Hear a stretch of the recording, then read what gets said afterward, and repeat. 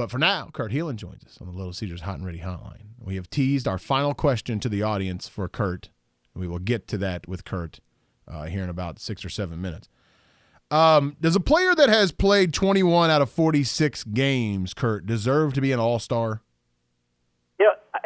That's a legitimate question, but I'm in the, he's Kevin Durant category. Like, he was on my picks as guys. He's been fantastic when he has played, and to me, I get the argument, but to me, I can't leave the second best player on the planet out of the All-Star game. It's an exhibition, man.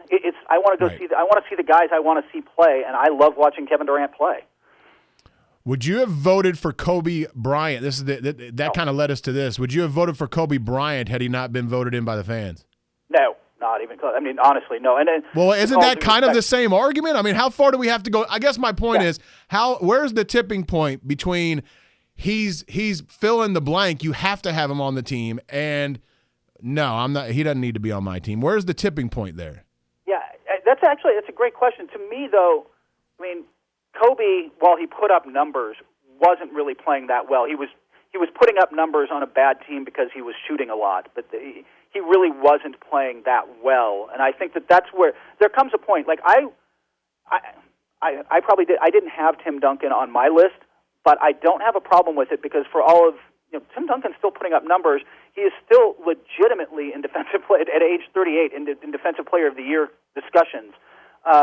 He's been phenomenal this year. So I think even though people are like he's a bit of a legacy pick, yeah, a bit, but he's still performing. Kobe just wasn't doing it to that level. Who is the least deserving then of everyone who made the roster? The least deserving player is. Well, I would say Carmelo Anthony out in the East. It's easier to do in the West. The problem with the West is that, like I said, I wouldn't have had Durant. Not Durant. I wouldn't have had Duncan on my team. But think about the people that aren't even really in discussion, like Monta Ellis and Mike Conley and some of these guys. They're not going to make this team. And you could put together in the West, which is, as you guys well know. Oh yeah. You could put together another team of 10 guys. They'll beat the all-star East. Credentials, easy. They'll beat the East. Yeah, or at least be real close. Yeah, no, it'd be good. I'm saying guys like Eric Bledsoe and Tony Parker aren't even in your they're going to make the guard list conversation. Right. And they're really having good years. All right, biggest snub then is who then out of that West? Biggest snub is. As much as Lillard deserves to be there, to me it's Cousins. I think Cousins got punished for being on a bad team, despite the fact that he is carrying, just putting up monster numbers, is a beast inside, and destroyed Duncan not that long ago. He is an absolute machine inside, and I don't see how you leave him off. I feel bad for the commissioner who's got to kind of basically choose between him and Lillard because both of them make good cases, and Lillard's probably a little more marketable. Well, what would you do? Kurt Helin with us, ProBasketballTalk.com and the Little Caesars Hot and Ready Hotline. What would you do with DeMarcus Cousins right now? We had this conversation before the reserves were named, and I said, and you might think I'm crazy, but I said if DeMarcus Cousins was on any sort of good team that at least had a shot at the playoffs, that he would probably be third or fourth in my MVP voting. And now he's not even on an all-star roster. Where would he be for you? If you were to vote for MVP right now, give me the top 3 or 4 for you. My top 3 it's Curry, then Harden, then frankly I have Anthony Davis, who's not. I guess they are a winning team. They're kind of a hovering just above 500 team, who you're trying to catch. So I'm sure you're well familiar with him. Yeah. But Anthony Davis has been. Honestly, to me, he's a guy now you have to mention in the LeBron Durant type of category. Like, he's playing that well right now. But Cousins would be in my mix for 4 or 5. There's probably some other guys out there who could get in that conversation as well. But he's in that.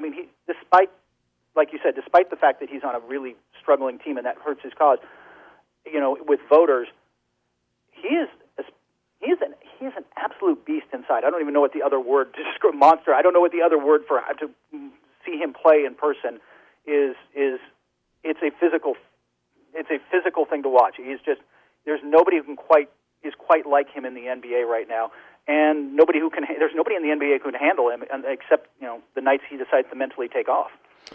All right, we always are appreciative of your kind of outside of the market take on the Thunder right now. And right now, what is it? You guys reaching for the panic button yet there? There are plenty that are. Yes, there are plenty. I mean, I'm not just because I think I'll tell you locally. I think what it is that you're 23 and 23, and fans are not used to 23 and 23, and so there's the rub. But I think when healthy, they'll start to figure it out if they can get some sort of rhythm. But that's just me. Yeah, I'm with you. I think that look, they've won. Was it 14-7 when Durant and Westbrook play? Correct. The problem is you've got to go. Was it 25-11 basically the rest of the way, which is about 14-7. It's in the ballpark, but your margin for error was small already, and now it's basically too non-existent because you can't lose to the Knicks. Those are the games you just can't. I know they've won a few in a row, and Durant didn't play. Those are the games you have to win because when you go up against Memphis or and some of the other people coming up on the schedule, it's much harder. Those are the wins that are harder to get. You got to take the gimmies. I still think they get there, but it's not going to be that easy. And if Phoenix gets on any kind of run, you're in trouble. And if Phoenix they have a tough schedule right now. They also have a lot of home games left this season. That's a team that's capable of getting on a little run. Well, we have been asking you, Todd. Were you wanting to add anything? All right, then this is our walk off here. This is our walk off question with Kurt Helin, ProBasketballTalk.com. Because we have asked you this every time you've come on with us. The final question has stayed the same the last couple of times, so I'll ask it again. The 9 seed in the West at the end of the season will be Seattle Seahawks? No. I'll stick with the Phoenix Suns. He's sticking with it. I haven't gone all the way there yet. I still think you catch them, but I think it's going to be close. And by the way, I think now the thought of being much more than the 8 seed is pretty much gone. Yeah. See you later, Kurt. Good talking Take care. to you. All right, man. Kurt Helin on the Little Caesars Hot and Ready Hotline.